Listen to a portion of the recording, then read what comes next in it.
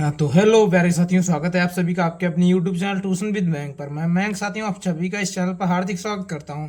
तो साथियों, class 12 math अध्याय नंबर 1 का संबंध एवं फलन आपका चल रहा था। प्रश्नावली 1.1 एनसीईआरटी की हम आपको कवर करा रहे थे। पार्ट नंबर 24 आज की क्लास में होने वाला है, ठीक है।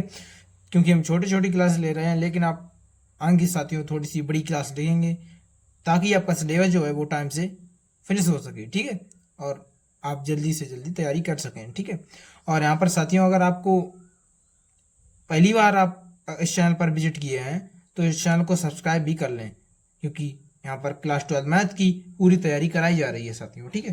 तो चलिए आज की क्लास साथियों स्टार्ट करते हैं। आज की क्लास में क्वेश्चन नंबर 13 जो है वो आज की क्लास में कवर करने वाले हैं। यहाँ पर देखिए आप लोग, क्वेश्चन नंबर 13 बुक में देखिए क्या कह रहा है। क्वेश्चन नंबर 13 यहाँ पर पढ़िए आप लोग। क्वेश्चन नंबर 13 जो है वो कह रहा है कि सिद्ध कीजिए कि समस्त बहुभुजों के समुच्चय, समुच्चय क्या है, बहुभुजों का समुच्चय दिया गया है हम लोगों को, ठीक है। बहुभुज क्या होते हैं, देखिए जिसमें दो से अधिक भुजाएं होती हैं वो बहुभुज कहलाता है हमारा, ठीक है। जैसे त्रिभुज हो गया, चतुर्भुज हो गया, पंचभुज हो गया, षटभुज हो गया, सप्तभुज हो गया, ये सभी बहुभुज हैं, ठीक है। दो से अधिक बार भुजा अधिक भुजाओं वाला जो है वो बहुभुज होता है यहाँ पर, ठीक है। और रिलेशन आपको आर दिया गया है कि P1 P2 such that P1 तथा P2 की भुजाओं की संख्या समान है, ठीक है। P1 और P2 में भुजाओं की संख्या समान है, ये रिलेशन दिया गया है। प्रकार से परिभाषित संबंध आर एक तुल्यता संबंध है, ये हमें सिद्ध करना है तुल्यता को, ठीक है। और यहाँ पर देख लीजिए आगे कह रहा है क्वेश्चन आपका कि 3, 4 और 5 लंबाई की भुजाओं वाले समकोण त्रिभुज से संबंधित समुच्चय ए के सभी अवयवों का समुच्चय ज्ञात कीजिए। देखिए पहले हम लोग इतना कर लेते हैं, फिर इतना बाद में देखते हैं, ठीक है। यहाँ पर देख लीजिए सिद्ध करा रहा है, तो पहले आपको समुच्चय लिखेंगे आप पहले हम लोग, और फिर रिलेशन को नोट करेंगे, ठीक है। समुच्चय ए से लिखते हैं समुच्चय को, ठीक है। समुच्चय समुच्चय लिखेंगे समस्त बहुभुज, समस्त बहुभुज, बहुभुज, समस्त बहुभुज समुच्चय ये हम लोगों ने लिख दिया यहाँ पर, ठीक है साथियों। समस्त बहुभुज। अब रिलेशन को लिखना है। रिलेशन क्या दिया गया है यहाँ पर देख लीजिए आप लोग। रिलेशन कह रहा है कि आर बराबर P1 P2, P1 तथा P2 की भुजाओं की संख्या समान है, ये बोल रहा है यहाँ पर। तो इसी प्रकार से हम लिखेंगे यहाँ पर, देखते रहना आप लोग, ठीक है। अच्छी तरीके से समझते रहना आप लोग। यहाँ पर कह रहा है रिलेशन हमारा कि P1 P2 such that P1 तथा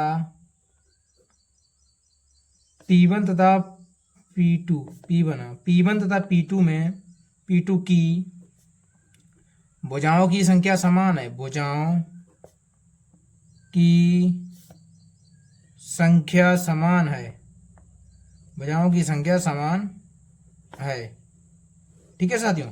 P1 तथा P2 में भुजाओं की संख्या समान है। नंबर 1 स्वतुल्य को देखेंगे, ठीक है। तुल्यता में सिद्ध करना है इस क्वेश्चन को, ठीक है। स्वतुल्य संबंध नंबर 1 देखेंगे, ठीक है। स्वतुल्य संबंध नंबर 1 पर स्वतुल्य संबंध, तो यहाँ पर देखेंगे स्वतुल्य। देखिए यहाँ पर स्वतुल्य क्या होता है, मतलब खुद के जैसा मिलना चाहिए। मतलब P1 रखिए, यहाँ पर भी P1 रखिए, यहाँ पर भी दिमाग लगाइए। यहाँ पर P1 तथा P1, जब P1 P2 में भुजाओं की संख्या समान है तो यहाँ पर भी P1 रखिए, यहाँ पर भी P1 रखिए। क्या P1 तथा P1 की भुजाओं की संख्या समान नहीं हो सकती? बिल्कुल। जैसे कि P1 कोई त्रिभुज है, उसमें एक बार फिर से कह दीजिए कि P1 में भुजाओं की संख्या समान है। त्रिभुज में भुजाओं की संख्या समान तो होती है, ठीक है। त्रिभुज 3 भुजाएं, उसमें भी 3 भुजाएं, ठीक है। तो यहाँ पर लिख देंगे, पहली कंडीशन में लिखते हैं हम लोग कि P1 तथा सेम लिखना होता है, बिल्कुल। P1 तथा P1 की भुजाओं की संख्या,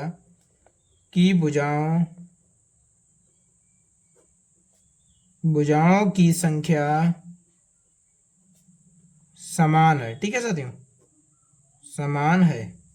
और इसके बाद लिखना है यहाँ पर जब P1 तथा P1 की भुजाओं की संख्या समान हो गई, ये कंडीशन रिलेशन में मिल रही है, एक तरीके से पूरी फुलफिल कर रही है। यहाँ पर P1 में भुजाओं की संख्या समान होती है, तो लिख देंगे P1 P1 belongs to R, मतलब रिलेशन में है, ठीक है। तो लिख देंगे R एक स्वतुल्य संबंध है, R एक स्वतुल्य संबंध है, इस प्रकार से लिख देंगे। मतलब हमारा स्वतुल्य तो सिद्ध हो गया। अब समय संक्रामक कर देंगे, इसके बाद लिख देंगे तुल्यता है, ठीक है। फिर आगे जो क्वेश्चन कह रहा होगा वो करेंगे, ठीक है। अब यहाँ पर देख लीजिए आप लोग सम्मित संबंध को, नंबर 2 पर सम्मित संबंध। साथियों अगर आपको किसी भी तरह की प्रॉब्लम आ रही हो समझने में तो आप कमेंट बॉक्स में बता सकते हैं, मैं आपकी प्रॉब्लम का जो सॉल्यूशन है वो अगली क्लास में बता दूंगा, ठीक है। अब देखिए यहाँ पर सम्मित संबंध की स्टार्टिंग ही ऐसे करते हैं। मैंने आपको बता रखा है कि माना A, B बिलोंग यहाँ पर P1 तथा P2 है तो P1 P2 मानेंगे। P1 तथा P2 P1 P2 belongs to R, P1 P2 belongs to R लिखा है तो ये पूरी कंडीशन आपको बता देनी है। यहाँ पर लिख देना है कि P1 तथा P2 की भुजाओं की संख्या समान है, कि भुजाओं की संख्या समान है, संख्या समान है, इस प्रकार से करता है। ठीक है, इसके बाद जब P1 तथा P2 में भुजाओं की संख्या समान है तो यहाँ पर दिमाग लगाइए, क्या जब P1 P2 में भुजाओं की संख्या समान है तो क्या इसका उल्टा नहीं हो सकता? P2 तथा P1 में भुजाओं की संख्या समान है, ये भी तो हो सकता है। जब P1 P2 में समान है भुजाओं की संख्या तो P2 P1 में भी समान होंगी। ठीक है, दोनों में समान है तो इसका उल्टा भी लिख सकते हैं, यानी कि P2 तथा, इस प्रकार से लिख दीजिए, P2 तथा P1 की भुजाओं की संख्या समान है, कि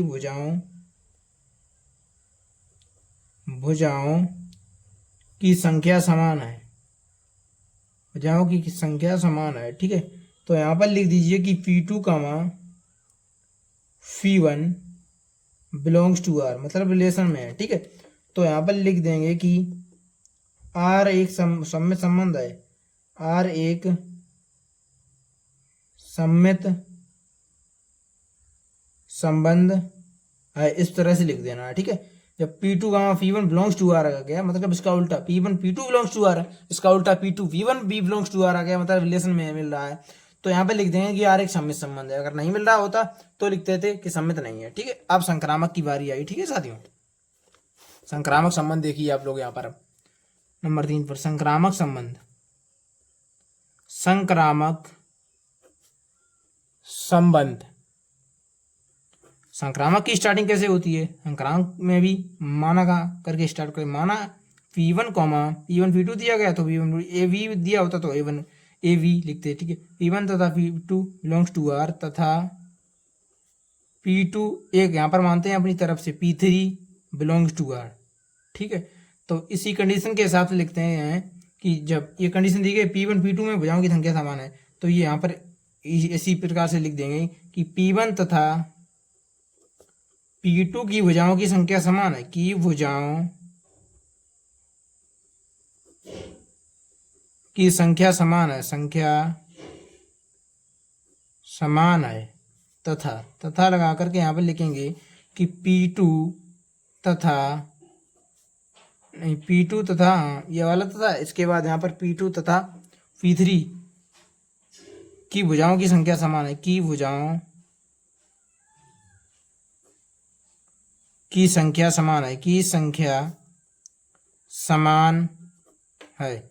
इस प्रकार से लिखने के बाद जब यहाँ पर देख लीजिए P1 तथा P2 में भुजाओं की संख्या समान है और P2 P3 में भुजाओं की संख्या समान है, तो यहाँ पर हो गया कि P1 बराबर P2 बराबर P3 हो गया, तीनों बराबर हो गए। यहाँ पर देख लीजिए तीनों जब बराबर हो गए हैं तो ये भी तो हो सकता है कि P1 P3 में भुजाओं की संख्या समान हो। ठीक है, तो यहाँ पर लिख देंगे कि P1 तथा P3 में P3 की भुजाओं की संख्या समान है, भुजाओं की संख्या समान है। ठीक है, समान है, इस प्रकार से लिख देना आप लोगों को। अब जब P1 तथा P3 में भी भुजाओं की संख्या समान आ गई है, यही कंडीशन हमें लानी होती है कि P1 P2 अगर बिलोंग्स टू आर है, P2 P3 अगर बिलोंग्स टू आर है तो P1 P से P2 से P2 हटा दिया जाता है और P1 P3 belongs to are में लाना होता है, यानी कि P1 तथा P3 की भुजाओं में जब संख्या समान है तो यहाँ पर लिख देंगे कि P1 P3 belongs to R, मतलब रिलेशन में है। ठीक है, तो लिख देंगे कि R एक संक्रामक संबंध है, R एक संक्रामक संबंध है, संक्रामक संबंध है, R एक संक्रामक संबंध है, इस प्रकार से लिख देंगे। अब जब संक्रामक है तो लिख देंगे अंत में अतः, तुल्यता सिद्ध करा रहा है, अतः यह एक तुल्यता संबंध है, अतः यह एक तुल्यता संबंध है, इस प्रकार से लिख देंगे। आपको बोर्ड एग्जाम में पूरे के पूरे मार्क्स मिलेंगे अगर ये प्रश्न आ जाता है साथियों। ठीक है, आगे क्या कह रहा है देखिए, तुल्यता तो मैंने सिद्ध कर दिया यहाँ तक। ठीक है, क्या कह रहा था यहाँ पर देखिए, प्रश्न क्वेश्चन नंबर 13 तुल्यता तक सिद्ध करा रहा था। ठीक है, इसके बाद कह रहा है प्रश्न 3, 4 और भुजाओं, मतलब 3, 4 और 5 लंबाई की भुजाओं वाली, भुजाओं जो हैं 3, 4 और 5 है वाले समकोण त्रिभुज से संबंधित समुच्चय एक के सभी अवयवों का समुच्चय ज्ञात कीजिए। देखिए किसी समकोण त्रिभुज से कौन से क्या कह रहा है, एक बार फिर से पढ़िए, यहाँ पर देख लीजिए कि कह रहा है यहाँ पर देखिए कि 3, 4 और 5 लंबाई की भुजाओं वाले समकोण त्रिभुज से संबंधित समुच्चय ए के सभी अवयवों का समुच्चय ज्ञात कीजिए। समुच्चय ए के वे सभी अवयव त्रिभुज 3, 4, 5 लंबाई वाले भुजाओं के समकोण त्रिभुज से संबंधित होंगे, सभी होंगे त्रिभुज मतलब।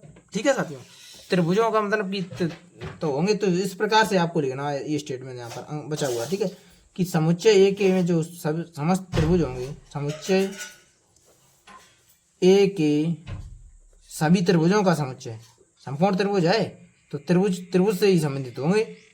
समुच्चय ए के सभी त्रिभुजों का समुच्चय, त्रिभुजों का समुच्चय भुजाओं 3, 4 और 5 वाले समकोण त्रिभुज से संबंधित होगा। समकोण त्रिभुज से संबंधित होगा, समकोण त्रिभुज से संबंधित होगा।